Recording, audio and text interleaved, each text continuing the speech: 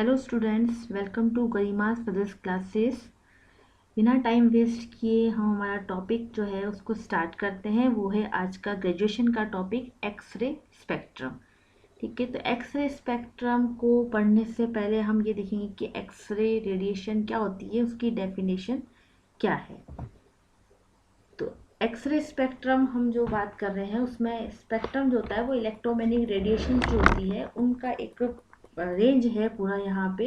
उसमें से एक्सरे एक रेडिएशन है जिसकी वेवलेंथ जो होती है या तरंगदैर्घ्य जिसे हम हिंदी में कहते हैं वो बहुत ही छोटी या कम रेंज की होती है। ठीक है, तो जो भी इलेक्ट्रोमैग्नेटिक रेडिएशन है जिसकी रेंज 10 एंगस्ट्रॉम से 0.5 एंगस्ट्रॉम के बीच में होती है उनको हम एक्सरे रेडिएशंस कहते हैं। ठीक है, बेसिकली हमें जो टॉपिक देखना है वो एक्सरे स्पेक्ट्रम का है। स्पेक्ट्रम जो होता है एक्सरे का वो दो टाइप्स में डिवाइड होता है, कंटिन्यूस स्पेक्ट्रम और कैरेक्टरिस्टिक स्पेक्ट्रम। हिंदी में कहें तो सतत स्पेक्ट्रम और अभिलाषिक स्पेक्ट्रम। और आज का जो लेक्चर है उसके अंदर हम कंटिन्यूस स्पेक्ट्रम की बात करेंगे या सतत जो वक्र है उसके बारे में हम यहाँ पे देखेंगे। ठीक है, तो सबसे पहले इसका जो ग्राफ है स्पेक्ट्रम है उसको हमने यहाँ पे देखा है।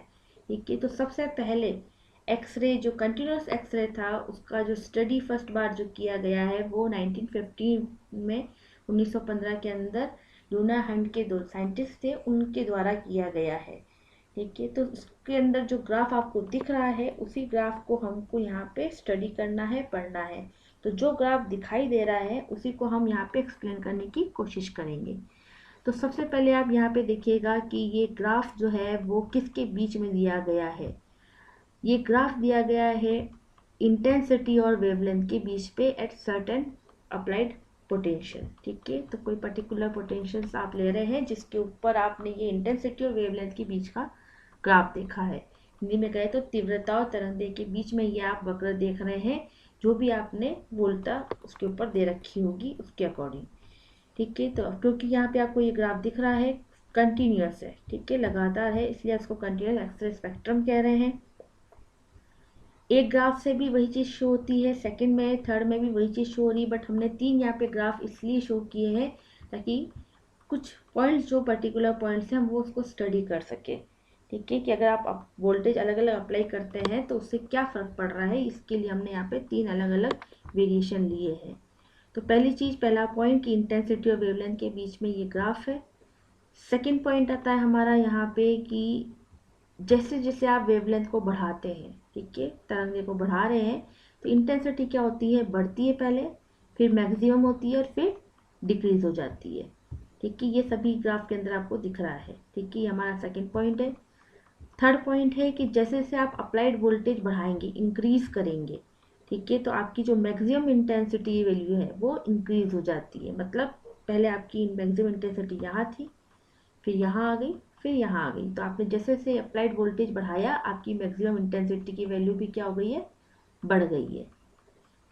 जैसे जैसे आप मैक्सिमम अब सॉरी आपका अप्लाइड वोल्टेज जो है वो इंक्रीज करोगे, बढ़ाओगे, तो जो मिनिमम लैम्डा की वैल्यू यानी ये वाली वैल्यू, ये क्या हो रही है, कम होती जा रही है, डिक्रीज होती जा रही है। तो पहले आपका जो ग्राफ था वो कहाँ पे था, यहाँ था, फिर यहाँ आ गया, फिर यहाँ आ गया, तो इसका मतलब क्या हुआ, ये वाई एक्सिस की तरफ शिफ्ट हो रहा है, खिसक रहा है।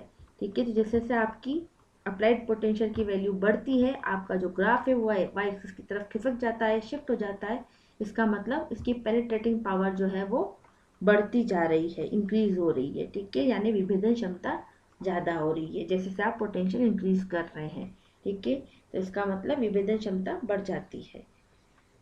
और यही चीज़ हमने इसको पॉइंट्स में लिखा है, जो हम अभी यहाँ पे हमने देखा ग्राफ के अंदर उन्हीं को हमने यहाँ पे पॉइंट्स में लिखा है। एक्स्ट्रा पॉइंट्स ना लिखे अगर आपको कोई याद नहीं रहते हैं तो।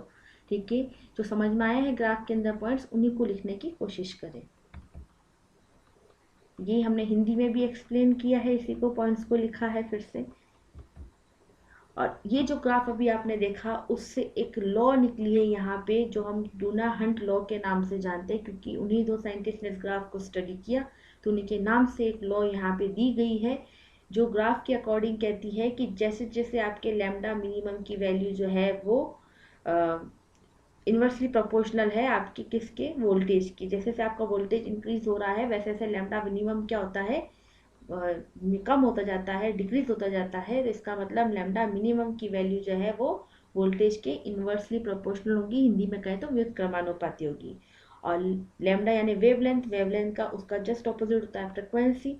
तो फ्रिक्वेंसी की वैल्यू क्या होगी, वो डायरेक्टली प्रोपोर्शनल होगी वोल्टेज के। तो अगर वोल्टेज इंक्रीज होगा तो फ्रिक्वेंसी जो है वो इंक्रीज होगी, मैक्सिमम फ्रिक्वेंसी की वैल्यू इंक्रीज हो जाएगी, और वेवलेंथ तरंगदैर्घ्य की जो वैल्यू है वो डिक्रीज हो जाती है। ठीक है, तो इस अकॉर्डिंग आप ये दोनों लॉ यहाँ पे याद रखिएगा, ये बहुत ही इंपॉर्टेंट लॉ है। अक्सर शॉर्ट क्वेश्चन जहाँ पे पूछे जाते हैं उन पेपर के अंदर ये क्वेश्चन आता ही है। और ये एक शॉर्ट नोट के लिए आने वाला टॉपिक है, इम्पॉर्टेंट टॉपिक है ग्रेजुएशन लेवल का।